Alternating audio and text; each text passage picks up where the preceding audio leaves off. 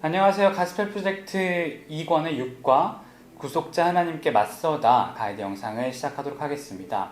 오늘 본문 말씀은 출애굽기 32장 1절부터 14절 말씀입니다. 오늘 본문에는 금송아지 우상을 만드는 이스라엘 백성들의 모습이 나오게 되는데요.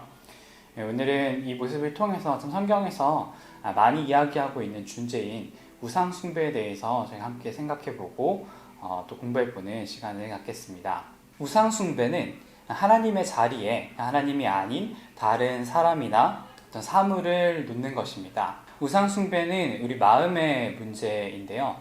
단순하게 우리가 어떤 신상을 만들고 그 신상을 섬긴다. 그런 직접적인 그 우상 숭배 행위뿐만 아니라 우리 마음 가운데 우리가 하나님보다 더 사랑하고 하나님이 아닌 것을 또 섬기며 그것들을 경외하는 그런 모든 그 마음의 그 문제들을 우상이라고 볼 수가 있습니다.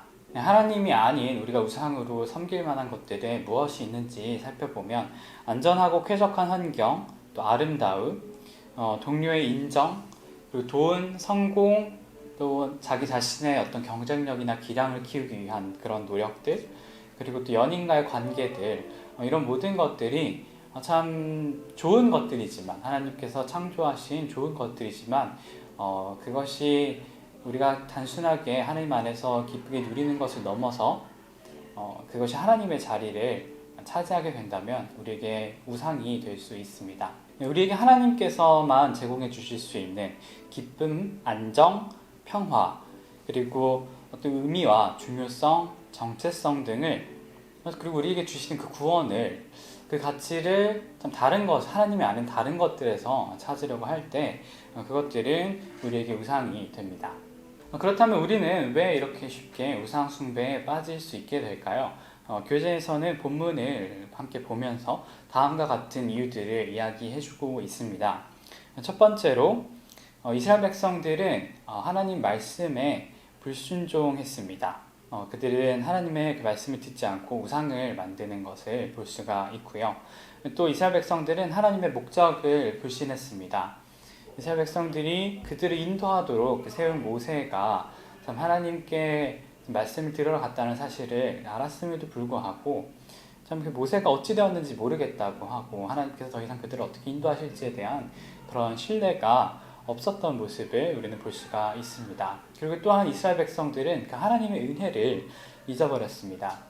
이스라엘을 그 애굽에서 구원해내시고 좀 참 그들에게 은근 패물을 함께 가지고 나오게 하신 그 하나님의 은혜를 잊어버리고 그들은 그 제물로 도리어 우상을 만드는 모습을 볼 수가 있습니다.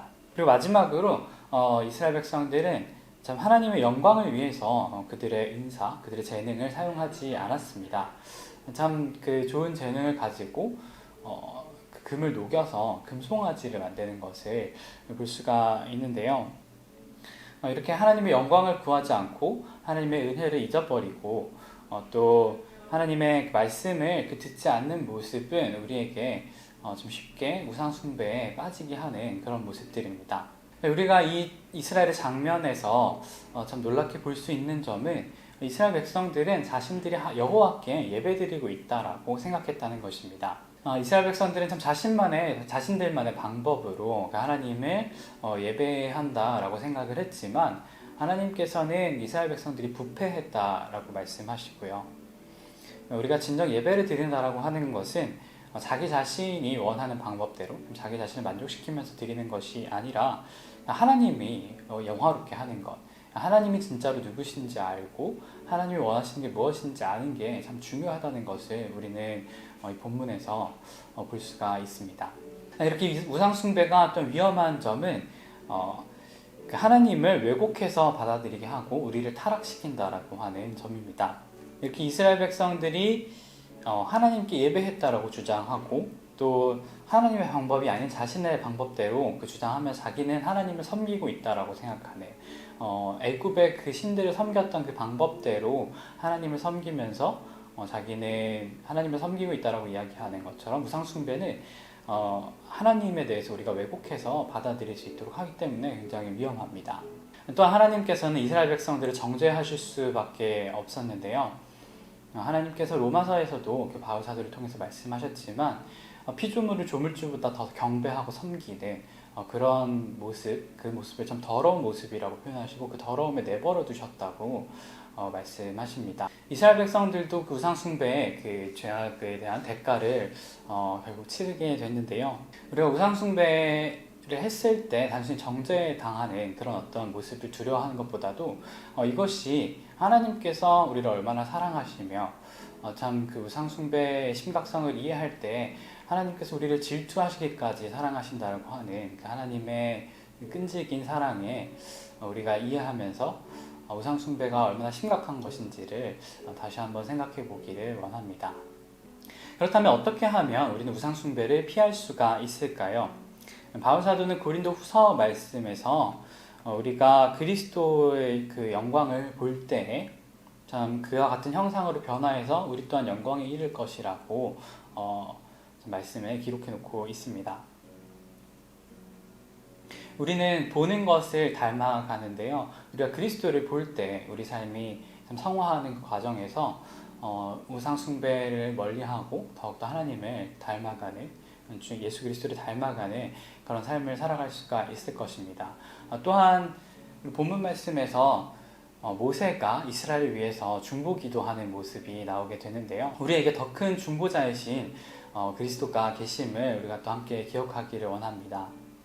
예수 그리스도를 이렇게 의지할 때 우리가 더 이상 우상숭배에 갇혀있지 않고 하나님을 진정으로 섬기는 하나님께 진정으로 예배드리는 그런 사람들이 될 수 있음을 기억하면서 우리에게 쉽게 우상이 될 수 있는 것들이 무엇인지 또 우상숭배가 얼마나 참 심각한 것이고 하나님을 향한 그 이해를 왜곡시키는 것인지를 우리가 함께 기억하면서 이번 과를 함께 공부해 나갈 수 있으면 좋을 것 같습니다.